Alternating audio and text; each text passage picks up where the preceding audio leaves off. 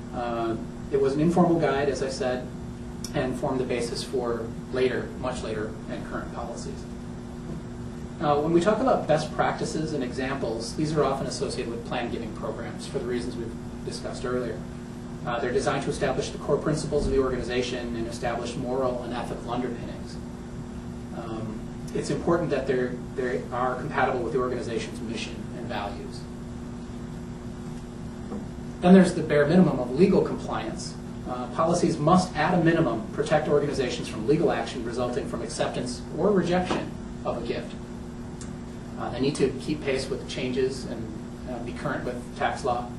And it's always wise, this is the underlying disclaimer in all plan giving and all gift acceptance policy conversations, it's always wise to seek professional legal opinion when creating or updating your gift acceptance policy.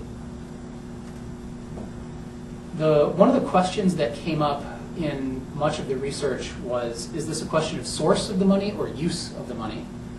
And what is the role of the gift acceptance policy in determining the answer to either of those questions? As previously stated, the gift acceptance policy helps define and clarify the intent of the donor and the charity receiving the gift. Public perception matters.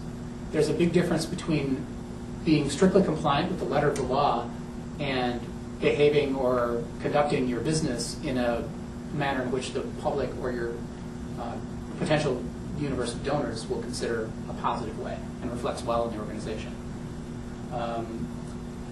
You have to ask yourself when you're preparing to either create or update your gift acceptance policy, you need to account for whether or not a source of a gift would affect the charity and whether or not the use of the gift would affect the charity, and is there such a thing as tainted money, and if so, how would you as an organization describe that? And again, that's going to be different depending on what kind of organization you are. Some obvious ones are, if you're the American Lung Association, you're probably not going to allow a contribution from a tobacco company. That's a pretty easy one to see, but it's a very wide spectrum, and that these are ideas that you simply must take into account when you're creating or updating or reviewing your gift acceptance policy. Quick question. Yes, ma'am. When looking at the source of the gift, oftentimes there's a very fine line between accepting a gift from a corporation and accepting a gift from the corporation's foundation that does grant making. Is that something that you ran across in your research? That is something that has come up. And that line has gotten more blurry over time as opposed to becoming more of a clear separation.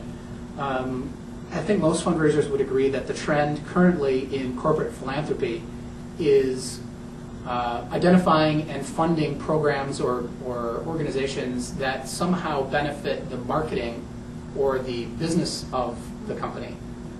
So as that distinction has become finer and finer over time, the distinction that you would have to make with respect to accepting a gift from a corporation versus its corporate foundation entity becomes a thinner line.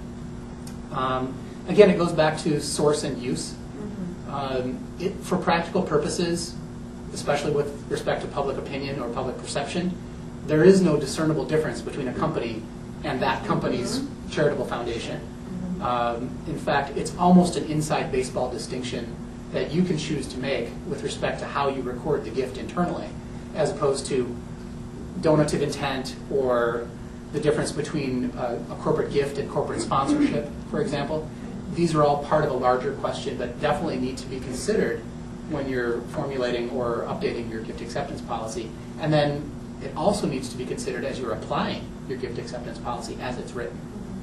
So again, living document, always subject to change and improvement for just those kinds of reasons. Another theme that came up repeatedly was the value of having a policy, a gift acceptance policy, versus a case-by-case review of each individual gift.